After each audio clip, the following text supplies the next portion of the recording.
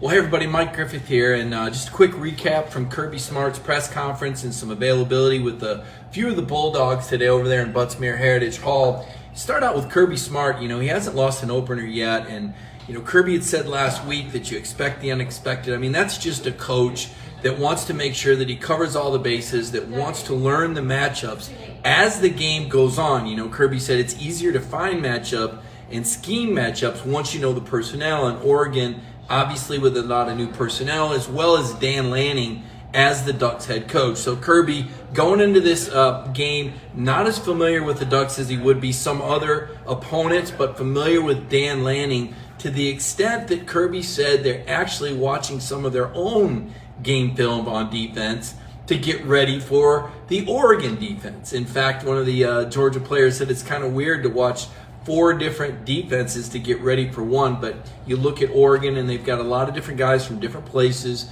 and a new coaching staff. So Georgia trying to be prepared for everything. Kirby gave us an injury update. Andrew Paul, of course, we know that he suffered an ACL in the second scrimmage. Kirby said he will undergo surgery tomorrow or the next day, Tuesday or Wednesday. Season-ending surgery for Andrew Paul. But good news on the other injury fronts. Kearis Jackson has been back practicing. Remember, Kearis left a scrimmage early with an Achilles or an ankle. Kirby says he's been back practicing. Tate Ratledge coming back from the season-ending foot injury last year. Tate did go through some parts of the second scrimmage. Sounds like he continues to practice, still waiting to see if he'll be ready to start. But, because with an injury like that, you don't want to rush it, and it's a long season. And if you can get through early season and maybe hold Tate off, that would be great, because those injuries can be tricky. But that's one to keep an eye on. The offensive guard positions, Kirby said, won't be settled probably right up until kickoff. DeLine Morissette, this is a relatively unknown young receiver. He had been injured with a hyperextended knee. He has been back practicing, so the depth is fine there. Kirby not worried about the depth. Also said Tyke Smith has practiced all the way through the fall. We saw Tyke with a knee brace on. We wonder how much that West Virginia All-American transfer who suffered that knee injury last year, how much will he be ready to play this year? Some player notes. Talking to Cedric Van Pranen. By the way, all this information, these videos are up on the Dog Nation YouTube site. So if you want to check out the YouTube videos from the players, from Kirby Smart, it's all going to be on our YouTube site very soon. Connor Riley also with a live blog up on dognation.com. You're going to want to check that out. Tonight, I will have a show. That show tonight, by the way, will start at 7:30, a little earlier than normal. So 7:30 start for On the Beat tonight. We'll be able to flesh out a lot more of this information, talk a little bit more about it.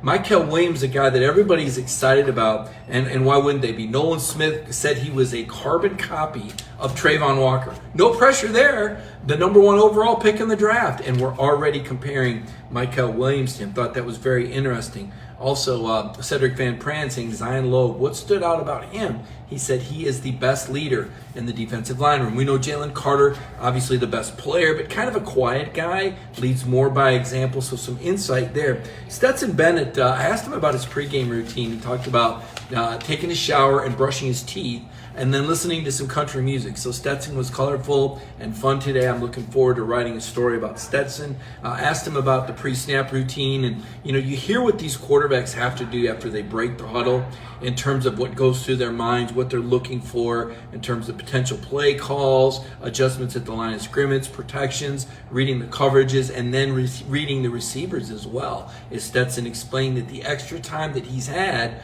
as the number 1 quarterback has given him some of the nuances of the receivers, where he's going to be able to, I think, be a little bit more instinctive with the throws and perhaps better timing as he's gotten to know guys like A.D. Mitchell and Ladd McConkey better. Chris Smith was another guy that came up there and talked, and Smith said a lot of nice things about a lot of the players on defense, was telling us about Kenny McIntosh. Said Kenny is really versatile in the ability to catch the ball out of the backfield. He can lower his shoulder into you, bring the pain, as Chris put it, or put a move on you. So a dynamic runner. I think we're going to see a lot of Kenny McIntosh in that opener. Really good to see Chris Smith up there. The 4 players they brought today, Cedric Van Pranen, Stetson Bennett, Nolan Smith, these are all guys that represented the University of Georgia at the SEC Media Days. I think it was good and it was fitting that Chris Smith was the 4th. I've got a story up right now on Dog Nation of the 6 most indispensable players, and then the next 6 down the list. So 12 different guys that I said were indispensable players. All 4 of those guys that appeared today were on that list, but number 1 was Chris Smith, because I think he brings that much to the table. And as far as what's behind him, I think there's a significant drop. In the secondary, you want as much experience out there as you can get. Kirby Smart's kind of let us know that the cornerbacks, he feels pretty good about them. I think he echoed some more positive comments today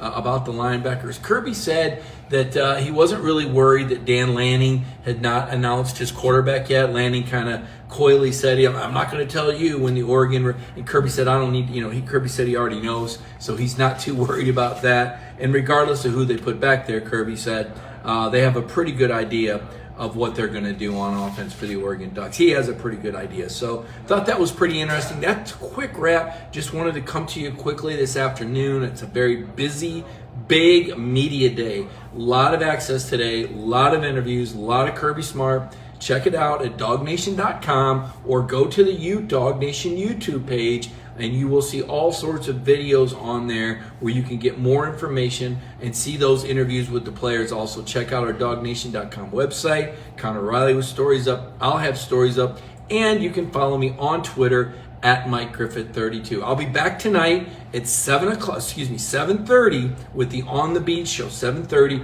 right here. Please have some questions ready. If you want to submit some questions to me in advance, again, at Mike Griffith 32 on Twitter, or you can write some questions down that you'd like me to answer tonight. You can do that right here in the comments right now, and I'll answer your questions tonight when we do the On the Beat show at 7:30. Everybody have a great Monday afternoon, and I'll see you here in just a few hours.